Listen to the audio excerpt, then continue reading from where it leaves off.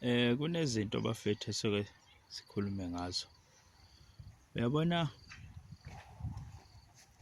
uma usuwenza for example mhlawumbe umuntu wesifazane uyalotsholwa noma usu-prepared usutholile umaqondana wakho noma usumtholile umuntu enibambisana naye impilo.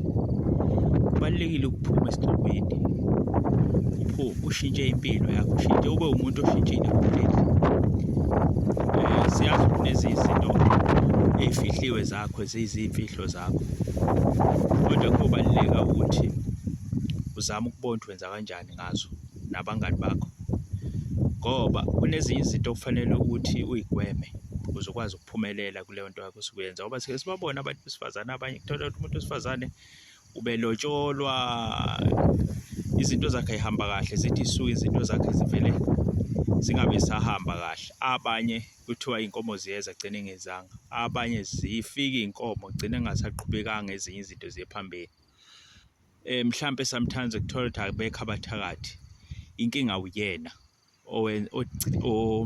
owenza izinto ongakaphumi ey'ntweni, ongakashintshi.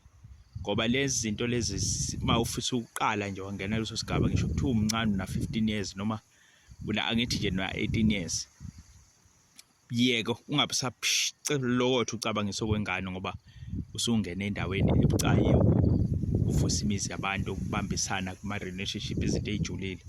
Ungacabangisi, kunezinto nje ukuthi uma ungena kuzona ungacabangisi okwengane, ungaphosti. Kuney'ndawo ongafanele ubonakale kuzo, kuneyo ndawo nje ofanele wazayo ukuthi awutholakali kuzo, awusazenzi, uyaphuma kuzona, because lezo zinto zizokungcolisa.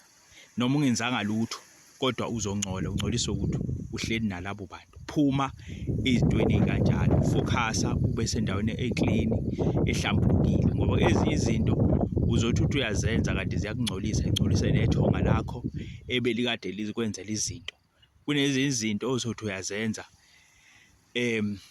zinqamula inhlahla zakho. Kunezinye izinto futhi ozothi uyayikhuluma kubantu kunqamuke iy'nhlahla zakho, ngoba abantu abahlezi nabo nabantu abathize uzothi uyayiphosta, uphosta izinto, wenza izinto ey'thile uyifaka public, uthola ukuthi kunabantu abathize aphaze bezothola isithombe sakho besithathe besisebenza.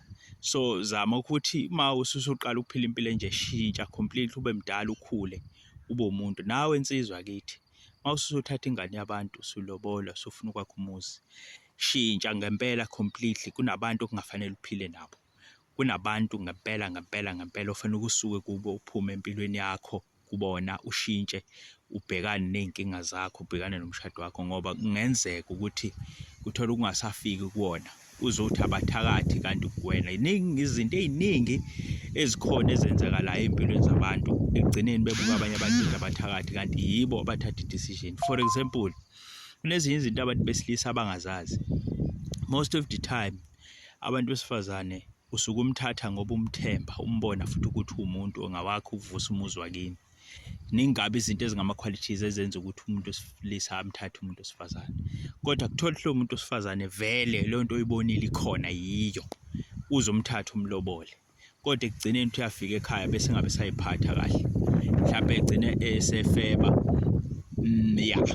Kutholakala ukuthi wena odale konke lokho. Most of the time ukufeba kwabantu besifazane kudalwa abantu besilisa. For example, abantu besilisa abayeki ukuqonywa, abaneli, and leyo nto ibenza ukuthi kubhidleke imizi yabo bese bethi abantu besimama abafebayo kanti bona.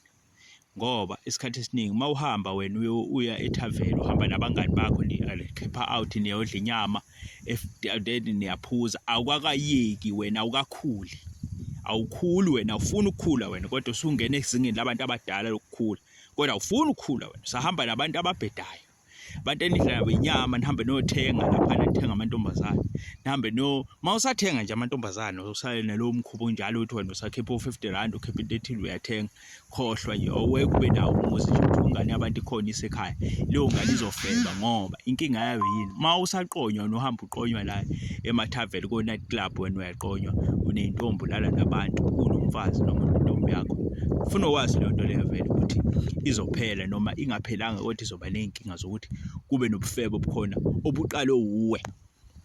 Ngoba if mawulala nonondindwa otshwaleni leli lo ndindwa lo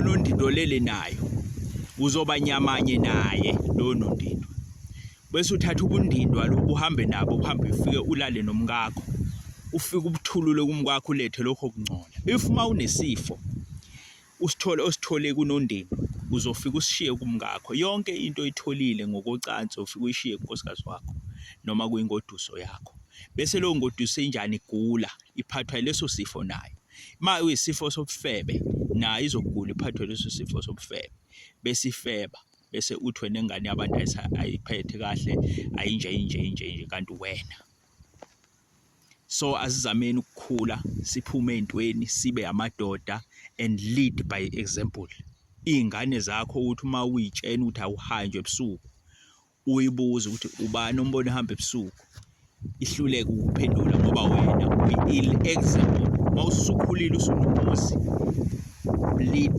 by the example ungayenzi izinto ezizokuthi ushaya umthetho uthothi wena lo mthetho wena okokuqala uyawuphula wena uwazi na ukuthi uyini so bazogcina kanjani phela abanye abantu bayoyithatha kanjani into serious nawe uyenza